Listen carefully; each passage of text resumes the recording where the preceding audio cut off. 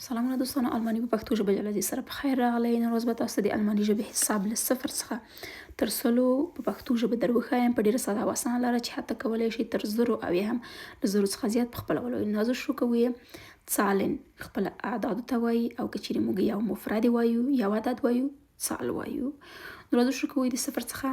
0 صفر 1 یو 2 دوه 3 درې 4 څلور 5 پنځه 6 شپږ 7 اووه 8 اته 9 9 10 لس.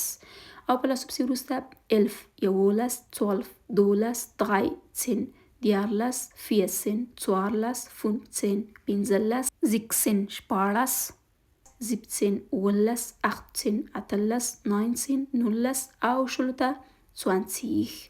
او په شلو پسې وروسته زه یوازې تاسو ته د ټولو عددونو لومړی سر وایم او وروسته پسې هغو پسې به یو یا دوه هم زیاتوئ په الماني ژبه او همداسې ټول یو ډول تلفظ کیږي، لکه 10 30 او همدارنګه 40 ته 40 او همدارنګه 50 ته 50 او شپېتو ته راځو. په شپېتو کې یوازې یوه خبره مو په یاد وي چې په شپېتو کې موږ د ح څخه وروسته اس لرې کوو، ځکه چې یوازې په خالي شپږو کې په ح پسې وروسته اس اخلي چې تلفظ یې زیکس کیږي. نو په شپېتو کې هغه نه راځي. په شپېتو ته موږ وایو چې زیکتیغ.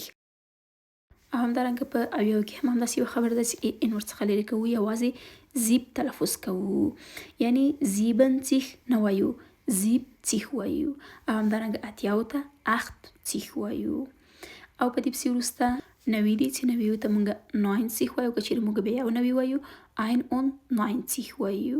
او پسې وروسته راځو چې له ټولو څخه فرق کوي، هغه 100 دي چې 100 ته 100 وایي.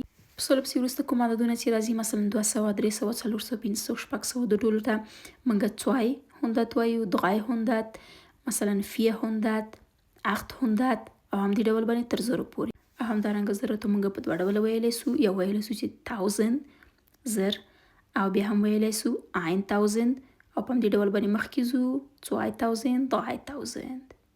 او همدارنګه د نورو درسي ویډیوګانو لپاره زما یوټیوب چینل سبسکرایب لایک او نظر مو هیر نشي. مننه. یوه نړۍ.